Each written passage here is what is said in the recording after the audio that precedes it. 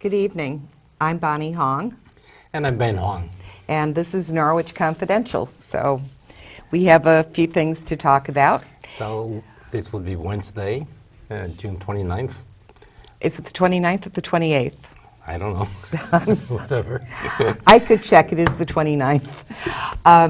Before we get started with tonight's show, we will be talking about Brexit and the implications for our economy, as well as some of the reasons that it occurred. But before we do that, we have some really delightful news that we want to share. It's a little bit of Norwich news. So we want to extend our congratulations to three very remarkable men. This, what you're looking at, is the photograph of our new battalion commander, Scott Merchant, our new captain, Mark Benjamin, and new Lieutenant Glenn Watts of the Norwich Fire Department. They had their promotion ceremony today. We could take, and there's our the fire chief. I wish I could properly pronounce his name, but Chief forgive me, Chief. But he has, I think, does an incredible job as our fire chief in Norwich. And with the three new promotions, it was a very moving ceremony. Their families were there. And this is the second promotional ceremony I've been to at the Norwich Fire Department. That's a wonderful event today. It was. But, you know, because I love our fire department, I love our police department, Yes. and our public utilities. But when I was in the fire department today, I was in the fire marshal's office for just briefly chatting. And I want to show you a photograph that I took while I was in that office because, again, I think we forget how much work the department does. These were unsolved or suspicious fires, and as they're solved, they have they have it up on the solved. They have it up on the wall. So I just thought I'd just put in a little plug for. It's wonderful to see that. We do have our fire marshals as well. Indeed, some of these fires are man-made, and that because they're man-made, Occasionally. that our firefighters and marshal will really go after them. Yes, and it's good to know. And it's good to know. It is. Yes. But the other big news this week was obviously the vote to exit the European Union by Britain. The Brexit, and it was something that nobody expected. It did win by a very, well, I would not say a very tiny margin because the vote was something like 52 versus 49 or something like that %. And so, we don't live there, and we really don't know anybody who lives there right now that we're in contact with.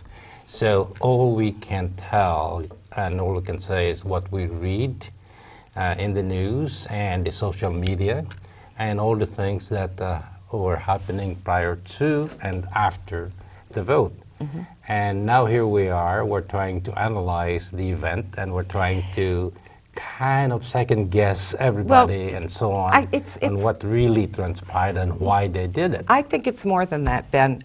We've watched John Oliver, who last week talked about the upcoming vote and how stupid it was. Why would they even think of doing this? Right. Most of Jon Stewart came out appalled that they did this. Right, and they said that, well, if they should vote to exit the EU, that these guys, and these obviously the people that are against it said that they're going to move to Canada to live. Right, and well, in any case, all the people in the media and as well as Parliament probably, which, by the way, you may not realize it, but there is that young member of Parliament that was killed recently. Yes, the young woman. A few weeks prior to this vote. And she, of course, is very much against the exit vote. And the person who killed her was something like a 52-year-old man who said that she was a traitor. Now, there are obviously, like I said, several emotional thought about this whole thing. You can go from being a traitor for not becoming your own nationalist person, or you can go and say, well, it's because of all the immigration, and somebody will say, well, it's because of what is happening with the economy, world economy. So, in any case, and that's the whole point. The Brits finally voted themselves out of the EU, and interestingly, the Scots did not. Well, and the ramifications, I know you've made the comment about the Brexit. Right. Because many people now are regretting that because of the economic impact that this has caused. They have voters' remorse. Well, but the truth is, it is the economy. I think someone once said, it's the economy, stupid. It is not immigrants. It is not people like Bernie Sanders. It's not even people like Donald Trump who are promoting building walls and keeping immigrants out. It is the fact that money controls our political process stronger now than it has in any time, well, not any time in history. We've had periods of history where, again, money does control exactly what was happening. It's not just in buying elections or in influencing what policies we have. It's a lot more than that.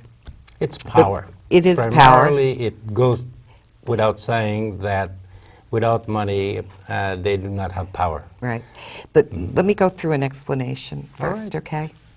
But one of the ways that you can begin to understand what is happening in our economy is to think about money that expands. How do you expand money? Because there's only limited resources. Real money are assets. Physical assets are, so that's whatever the physical commodity is, whether it's gold or silver, that becomes real hard assets. We've begun expanding that into promissory notes that were backed by gold and silver. And everybody felt very comfortable with that. Our dollar used to be backed by gold. The British pound was backed by silver, backed by real assets. Then you had promissory notes that were backed by faith, just by faith. It was a piece of paper, and we had faith that that paper would buy something. And then we had the virtual representation of promissory notes. The computer, you could click on and transfer money, and you could buy things by transferring money. You have virtual representation. Then we had promises to repay promissory notes. Then we had bets on the price of the movement of assets. And then we had, at this point, you were outstripping your assets by the amount of paper that you were circulating.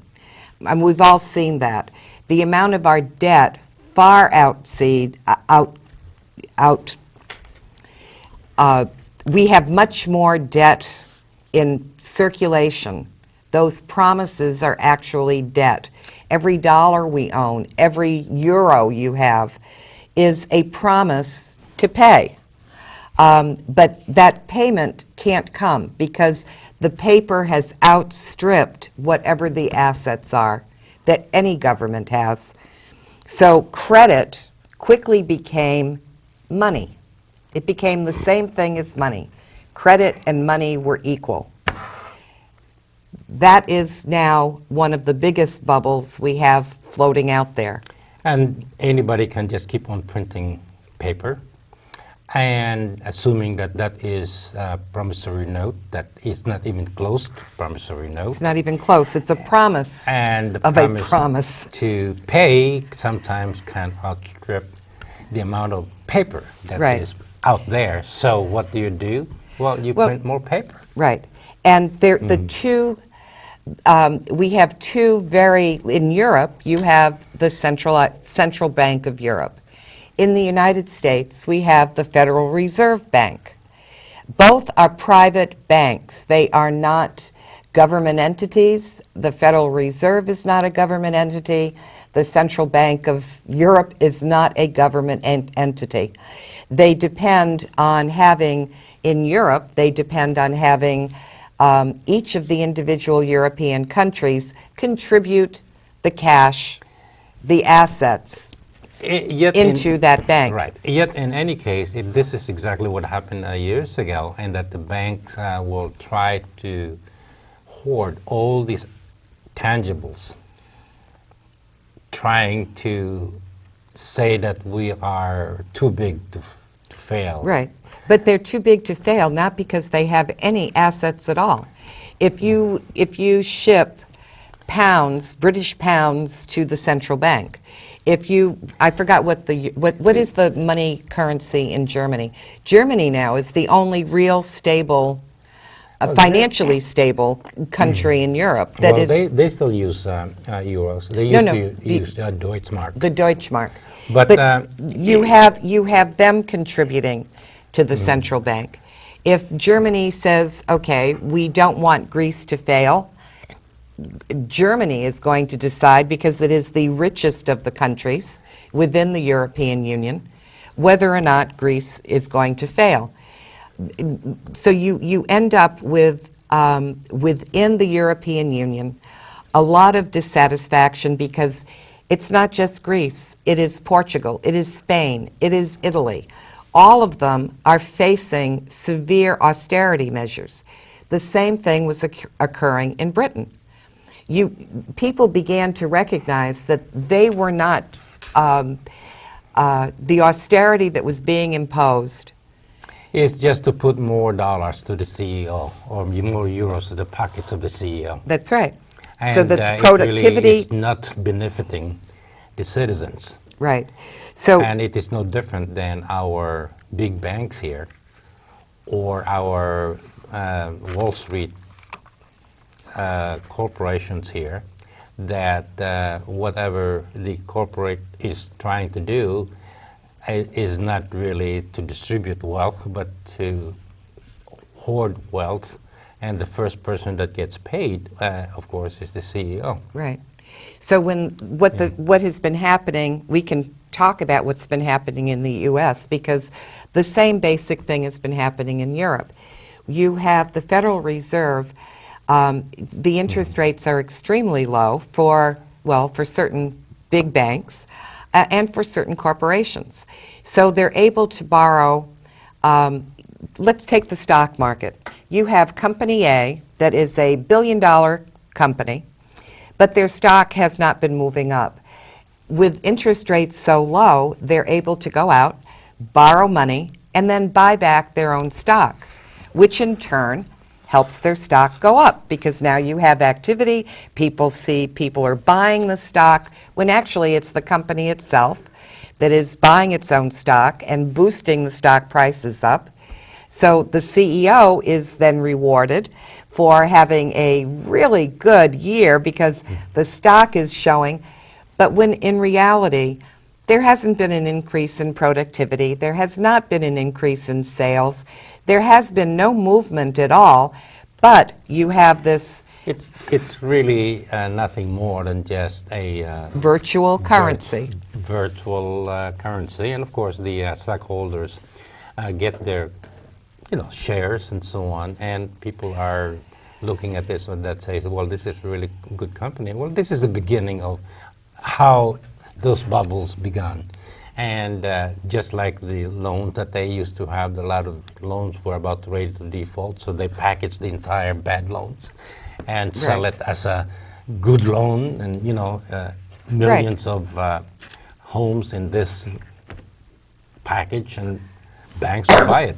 Now, going back to the banks too big to fail, the problem here is this, that this is a house built of cards. Right. And just like anything else, You've called it a Ponzi game, and actually, well, it's a Ponzi game. it is yes. a Ponzi game. Or and so if you break down one big bank, all these cards are going to start falling down, and it affects the entire board game. Well, we'll talk about what would actually happen if you divided these banks up. You took one big bank and you divided it. There will be parts of that bank that will fail. The ones that are allowed to take our money, our savings, and the money that's in our checking accounts, and actually gamble with those with our assets. They're legally allowed to gamble with those on exactly the kinds of derivatives that you have talked about. Right. If you divided those banks up, those big banks, and prohibited a bank from doing any more than giving local loans and having checking and savings accounts for customers, knowing that that money was secure, and have your investment banking activities divided up into a smaller bank, separating them, it wouldn't be the first time in history we've taken monopolies and divided them up. Doesn't mean that we do not have banking, we would. Well, actually, we had that in the books. It's called antitrust. Yes, one time ago. we still have it. That's why we have to break up the big phone company into smaller companies. And now we're doing it the other way around, and that is we're allowing this big companies to become bigger. Right. But and what so happens... that they now have the control of the market. Okay, now let's expand that a little bit more. So what happens when these corporations, they've already sucked out most of the money they can suck out of the United States. So the next obviously logical step was to now become a global company. So now they have globalized a company so that they can begin looking at the assets in different other places around the globe and increase their profits. So globalization is, I'm just going to quote this because it's pretty obvious this is what is happening, but globalization is the new world order being promoted by the political establishment in capitalist countries around the world. It envisions a world in which multinational corporations are beyond the control of governments, are free to exploit people and natural resources without regulation or taxation. Well, that is very good for the big companies if they can do that, because they don't subject themselves to any local laws. I mean, they're above the law. They are above the law. Above the government. Now, what does that do for in a democratic society? When you have corporations that are you're basically controlling policy. They change regulations because they can control policy. They write their own regulations. That's right. You no longer have regulations that protect our water, that protect our food, that protect our ability to have control over almost those aspects of our lives that are inconvenient to the large corporation that has been slowly sucking up everything around it. Let's just take it as a local example, okay? You have a corporation like Walmart. I hate to pick on you, Walmart, again, but let's just look at Walmart.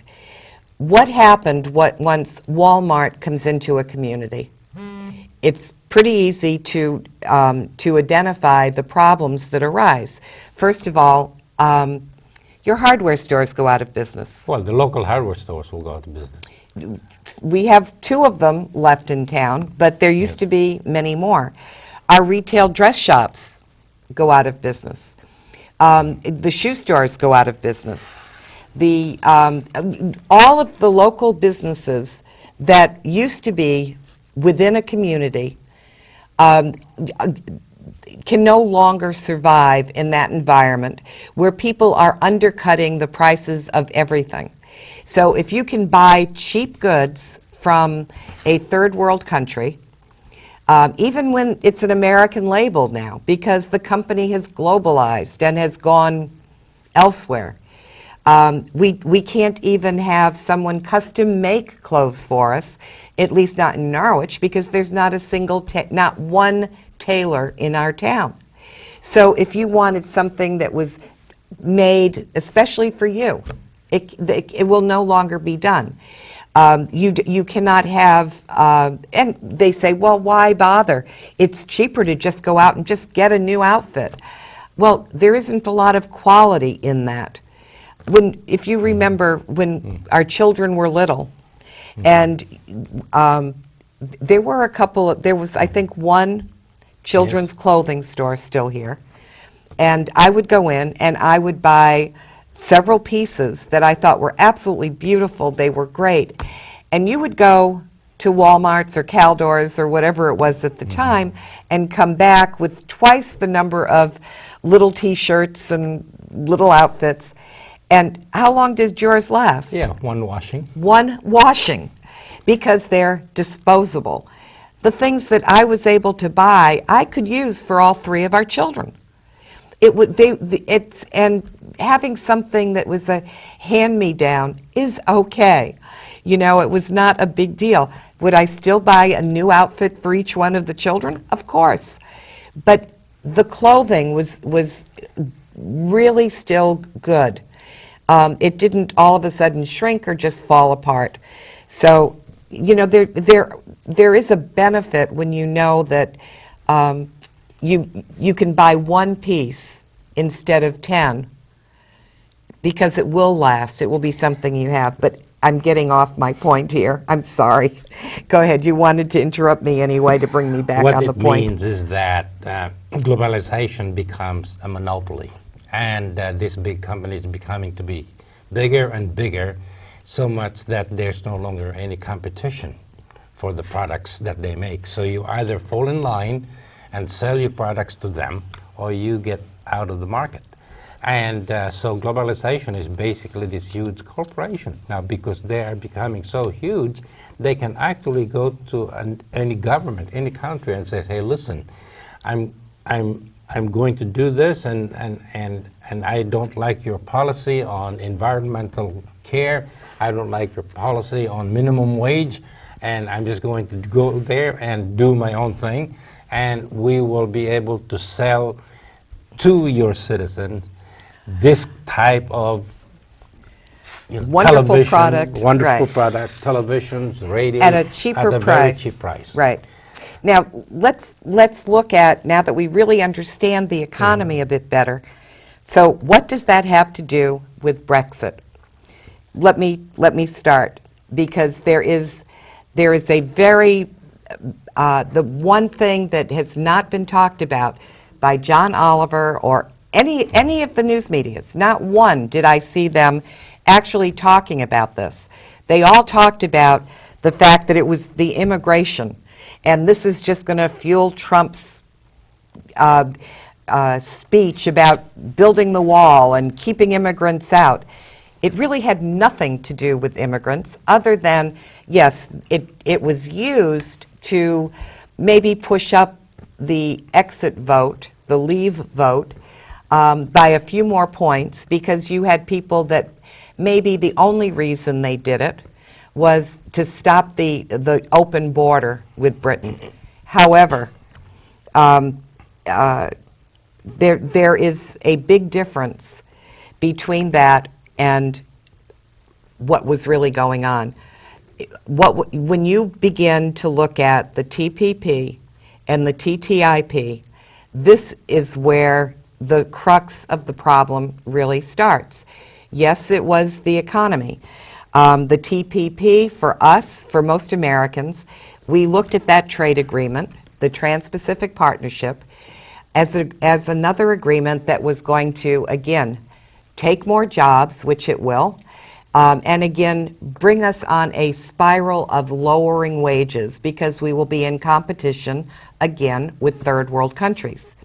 However, the TTIP is exactly the same plan, only that is the transatlantic partnership. It's the partnership between the United States and the European Union. there were many, many people in Britain that were opposed to the TTIP because they recognized not so much, yes, the austerity that they had been facing recently because their economy is still recovering, as is ours. So the austerity most people were facing was not good. They saw that the only ones that were benefiting from the increase in productivity and from any real gains were the 1% there, as in the United States, and the average working person in that country was not advancing. If anything, they were slipping. So that became a real issue. But it was not really the economy so much. In the rest of Europe, they were concerned about their jobs, but not as much as two other aspects. They were really concerned about, number one, the influx of American companies coming in and polluting what they consider to be their real assets. It was also, most Europeans viewed the TTIP, that transatlantic treaty with the EU, as a real threat to democracy. It was the first time I heard any group of people actually talk about what these trade agreements do to democracy. I have a very short video, so anybody can watch this. It's just 2 seconds over 3 minutes. But in 3 minutes, you're going to be able to get a very clear view of how Europe views these trade agreements and why they do not want them.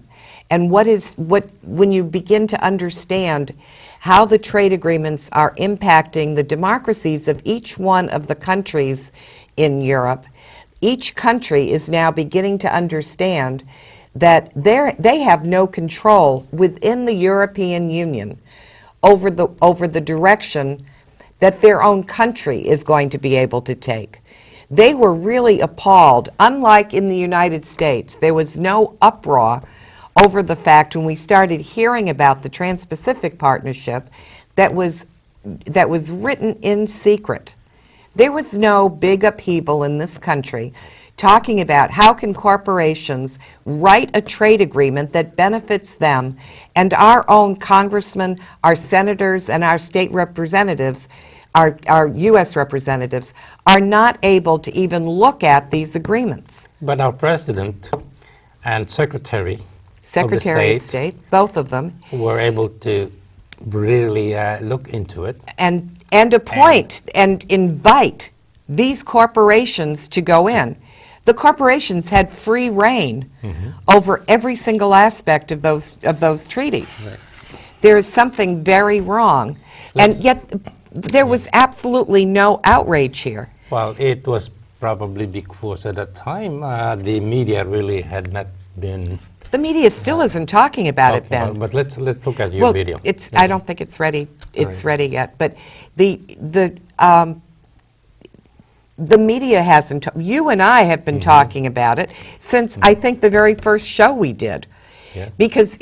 But people are not listening. I mean, it's boring stuff. Who wants to hear about a treaty?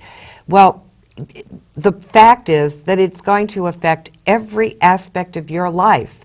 It will affect the democracy that we think we are living under. And the only ones that really recognized it immediately were the Europeans. They were so appalled by it that they just said, no, we will not have it. Of the two videos, you're going to see one. These both occurred in Germany. Okay, we've got 1 minute, but both of these protests occurred in Germany. The first one was in two separate cities, and they are about a year apart. One occurred in 2015, and the other one was 2 months ago. Let's roll it.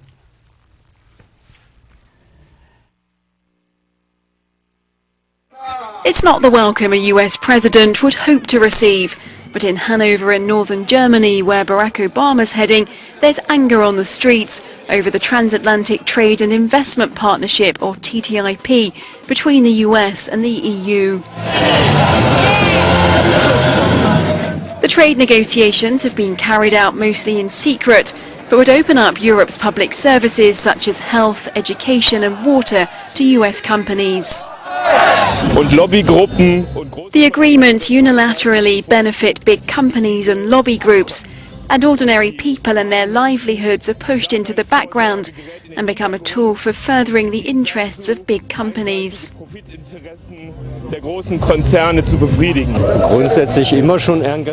I've always been actively opposed to agreements that, in essence, infringe on our democracy, and we have to continue to try and fight this.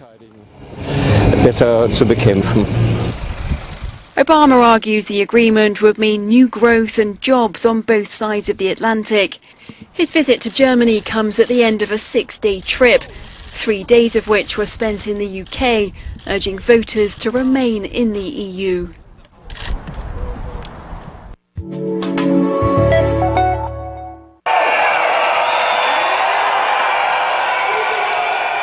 The protesters' message is loud and clear. They don't want TTIP. The planned free trade agreement between the EU and the USA is meant to create economic growth. But the people here don't believe it. They're making many promises now, but the question is, will they really be kept? There are calculations saying that the economic growth will be just 0.4%. That's not worth all the disadvantages we're risking. It's a real setback for our democracy, maybe leading to a market dictatorship. Many things that are bad for us. The talks are secret, a fact that troubles many. Not even members of parliament are allowed to see the documents. The parliamentarians are not allowed to have a look on many of the important papers. Just members of the government are allowed to look. Many desperately want to prevent the private arbitration tribunals where companies can sue states for damages. I'm worried about parliaments being bypassed, that a kind of parallel judicial system will be set up that ignores democratic principles. We don't need private arbitration tribunals, we have state courts. The anti-TTIP movement is a European-wide one. More than 1.6 million people have already signed petitions in support of the protest.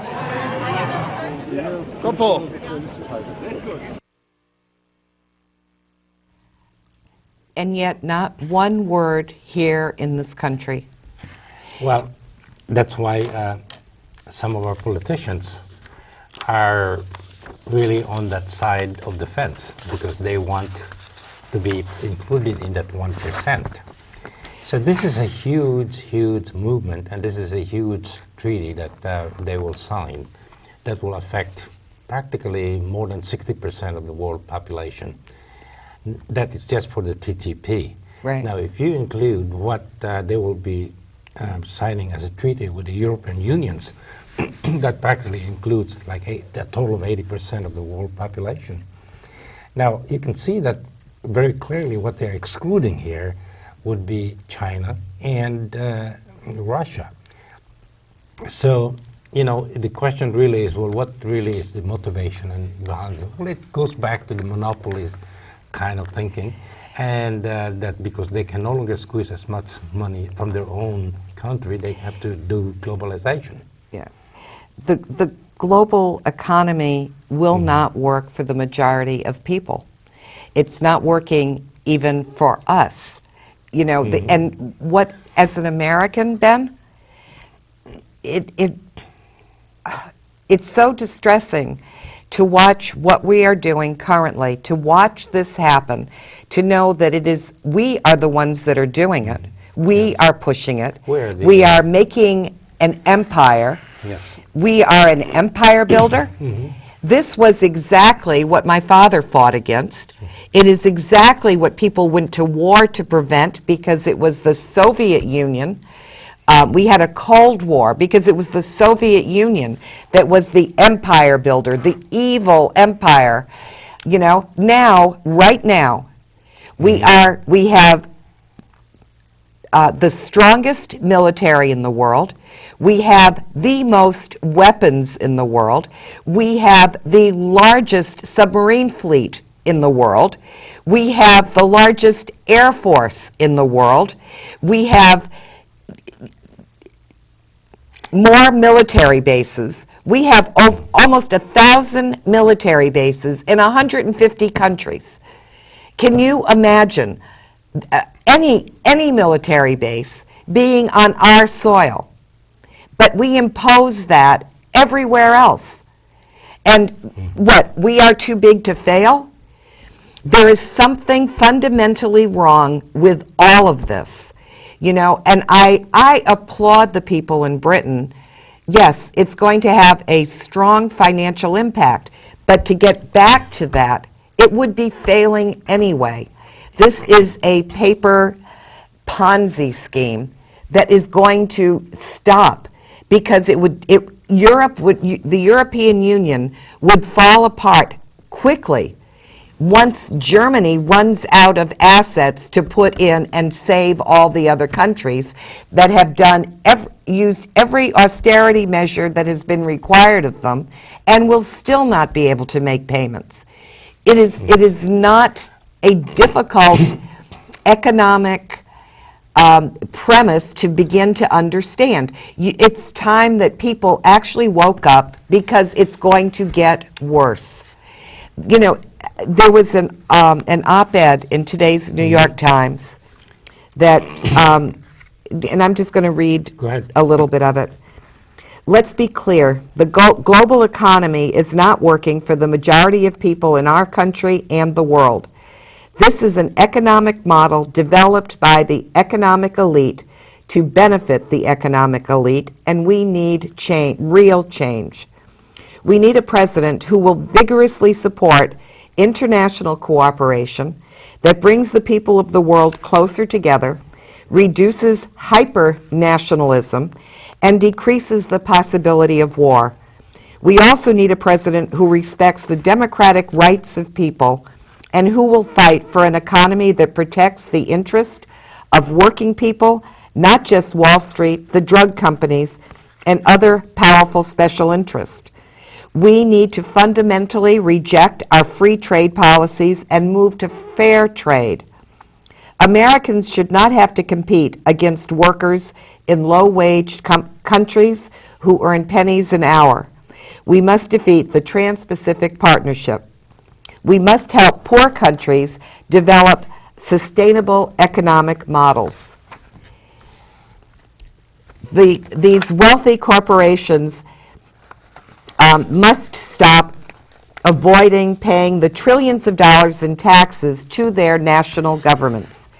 The way to do this, we need to create tens of millions of jobs worldwide by combating global climate change and by transforming the world's energy system away from fossil fuels. Just begin to picture what that means. If we actually had real cooperation between all of the countries that are, I mean, we all live in the same house, metaphorically speaking. The earth is not sustainable the way it is now. I am not going to trade in my United States, the one that I know I support, for a global empire building plutocracy, a militarized plutocracy that will be able to control every aspect of my life. That is not what this country was envisioned to be at its founding. It was not what any soldier who enlisted and fought for the freedoms in this country, those are not freedoms. That is slavery. And it's time that we have to stand up and say that, you know, we cannot let this continue. What is happening in Brexit, the economic fallout, is only the beginning, because these are Ponzi schemes that cannot continue to exist. I don't want to see someone like, where the fact that Brexit was used as an immigration issue is very upsetting to me. Immigration was not the issue. Yes, their open borders were very frightening, but it was not the fault of the refugees that were coming in. We have to look at what caused that fleeing of refugees from countries when it's our fault. We displaced those people. You know, where are they supposed to go? When your house is being bombed, when your government has been toppled, and you have unknown forces that are killing your family, you don't sit around and just wait to be killed. I don't care what your religion is. I don't care whether you're Jewish or Catholic or Muslim or Protestant or Buddhist or whatever. You don't sit there and watch your family be killed. Well, for that reason, they have a huge immigration crisis. But the one thing here that this article mentions is this, that the world sees a lot of damage being done in the Middle Eastern countries, primarily by our government. And yet, all the other governments, the European countries especially, are really just not, as a matter of fact, saying, hey, stop it. No, because we have NATO forces. We're frightening them into saying we have to increase our NATO because Russia is planning to do something. All of this, you know. It basically is the biggest, well, I would say the most dangerous thing to do is to kind of get in line and just allow somebody to do what they are doing. Now, and this, I think we can translate to what our form of government is. Are we going to allow our politicians to continue to write policies and regulations for these big insurance companies and big international companies? No, we really, I cannot see how we can go on doing that. And I would say that in some ways there is something correct about what Bernie Sanders was saying, and that is to, number one, break down the big banks, Right. get our attachment with Wall Street, meaning our Severed. government, to cut that out, and to raise minimum wage. I think these are all really how Important. we want our country to be. But even And- more so, when you look at what this world faces with climate change, and recognize that what we're doing, and that's going to affect every living person on this planet. So when you look at climate change and what our options are, even with the economy, what are our options? We can either have real international understanding and cooperation and say that, look, if we join forces at this time, we can all benefit. Every country has got to begin to look at, this will create jobs in every country. And it will. And doing, the climate change and programs and so on will certainly be a huge activity that this 1% can support or finance. And instead they are just, they just keep on burning the fuels and dig and burn, dig and burn. And I think the only way that they will one day, or we all will one day wake up on, is when we see that all the canaries in the world have died. All the canaries? Canaries in the world Well, have died. the first canary has died out. Oh, yes? The first mammal has gone extinct. Google that, and that's the first. So that when you begin to look at what that means, I mean, when we had our show on climate change, Ben, it was the first time when you spoke and you talked about that this is an extinction event. You scared me. I understand the danger of climate change, but to hear you, the way you put it, and to make it such a reality that this is an extinction event that we are looking at, to know that my grandson, his chances of having grandchildren are limited because I did nothing, you did nothing. It's a frightening prospect, but that is what's going to happen.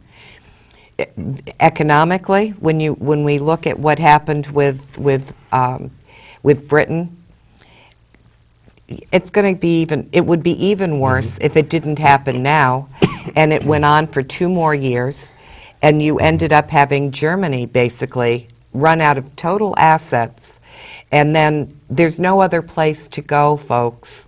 The globalization has not worked. It's already spread. And yes, it is going to be really tough in the next few years economically for all of us. The United States may be a little more insulated, but consider that. Consider why we are insulated. We've taken more resources from every other country around the world. Their assets we've taken. They've contributed to our way of life here.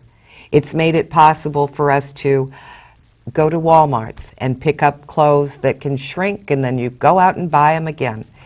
You can have a pair of shoes and throw them away when the soles begin to wear out, or you need a new heel. That isn't the way we used to live. But things can either become very drastic, in which case only one of 2 things can happen. If you leave people to the point of almost starvation, the ultimate consequence of that is war. Well, chaos is going to happen. So, anyways, what you're saying, Bonnie, is that you congratulate the Brits for getting out of the EU, and you think that they did the right thing. And in spite of the fact that their British pound went down so much and so on, that the economy might just be able to recover on their own. Basically, depends on what they do. I'm not saying I congratulate them. I know that that's the first canary, Ben. Right. When you talk about the canary in the mind, that is really the first canary, and it should be a wake-up call to everybody. I applaud the ones that voted for it to keep their democracy. Because if you want Brussels to be deciding all of your policy, that's what I applaud. I applaud the Brits and the citizens of the European Union for standing up and protesting for the right reason. It wasn't because immigrants were coming into their country. They recognized that they were going to be living under a plutocracy the way the United States is right now. They recognize that this is a United States policy that is pushing this on them, and they recognize that Brussels will decide to go with the United States because it's only the elite that are making these decisions. A handful, the 1%. In any case, let's move on, Bonnie, because I got something to mention here in your show. And okay. As you probably know, yesterday the report from the Select Committee, the House Select Committee on Benghazi came out.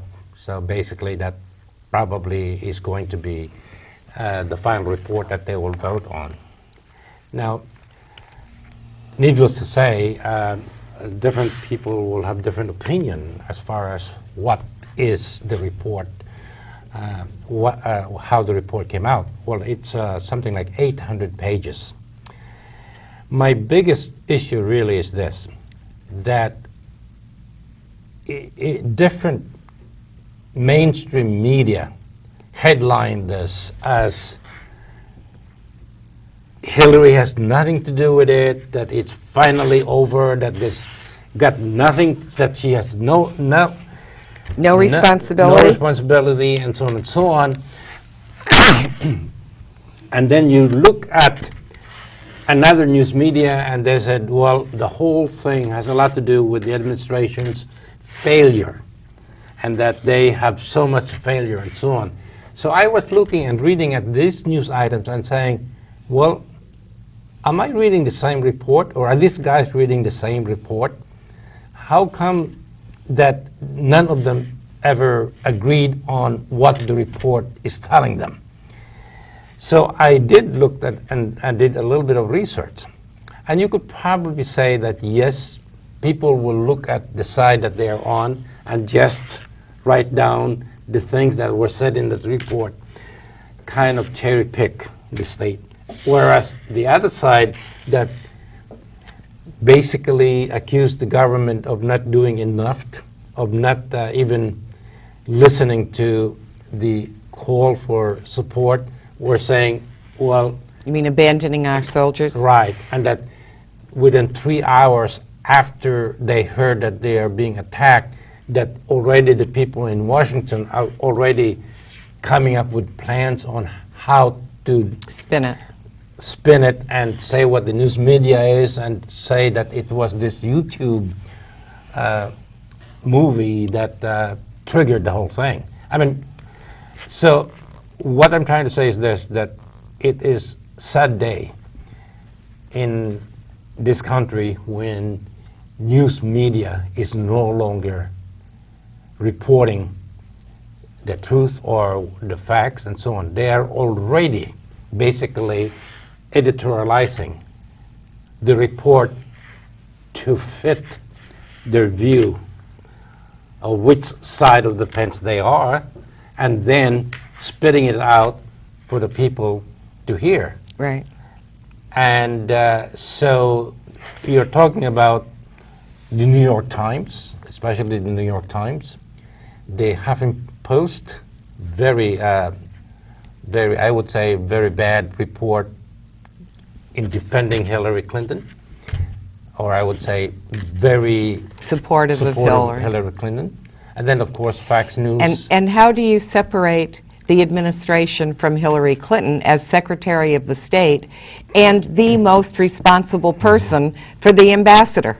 Exactly. You cannot separate and that. And then they have all these things about, well, besides, you know, it's going to take more than 13 hours anyway for that reinforcement coming from Afghanistan, and that is the nearest place, by the way. And by the time they arrive there, everyone is going, the whole thing is all done, and, you know, the slaughter has already been done. Then you read the Fox News report, and they point the fingers in every direction that they can and toward the administration. So, and then, of course, there is also the ABC and NBC, and kind of in between. But what I'm trying to say is that after getting through, and folks, I tell you, I think this is the best time for you to really, really do your research and just read these articles that these different news medias came out today. And then read the entire report. You know, it's 800 pages according to them, but it's not going to take you any longer than what the actual firefight was, because the actual firefight took over maybe about only 8 hours, something like that. But the thing that really bothers me is that even when I read this whole thing, I still don't know exactly how the committee was able to put up all of these things together, and that there's really no direction on which really. Do you know who? Do you know who was on the committee? Yes, it's in the it's in the report. Okay, I think that they're all Republicans, by the way, because the report was written by the Republicans, and they did not allow any of the Democrats to put in their opinions or whatever it is. But like I said, it's probably because of that the news media takes a side on which side they are on and which side the other side is on. And for that reason, we did not get I think we did not get the truth. We did not get the actual story. And I really think that our media failed us. And probably also, of course, our Senate, the Congress failed us. I think the media has been failing us for a very long time. I think when we made the decision to reopen the show and come back on, our very first show was exactly about the media and the fact that we don't get real news anymore. We only can get, we get the news that their editorials feel that we should be Informed fed about. on, and that was even in their interpretation. Right. I mean, obviously, the two short video clips on the protests in Germany, two separate cities in Germany, a year apart. There have been protests in every one of the European Union countries, and yet we have not seen not a single thing about it. In 2015, on that first video, the first section of that video was only 2 months ago when Obama was over in Europe. But even that was not covered. The massive protest that was going on while he was there was not covered. Now, let me also ask you this, Bonnie, and I know our politicians and, of course, President Obama are very smart people, and they can see this is what they're looking at, and this is going to be a globalization of major American companies probably, and by that time they are no longer going to be called American companies because they're not global. So, companies like Monsanto, companies like Pfizer and so on, they're no longer going to be called American companies. But in any case, our politicians are not dumb. They know exactly what these companies are trying to do. And yet they allow themselves to be used to enhance the influence of our president, our Secretary of State, to nations like Vietnam, Japan, and Thailand, and they are supposed to be our trade partner. Right. They know that if we want to have a trade partner, let's have a trade partner with major countries like, say, China or something like that. But we have our separate trade agreement with China. We're not stupid, and yet they push us into this trade, knowing very well what the consequences would be for American workers. What do you think of that? And also our democracy for allowing these companies to have their own tribunals. Right. Private justice system. Over passing our own court of law systems. Right.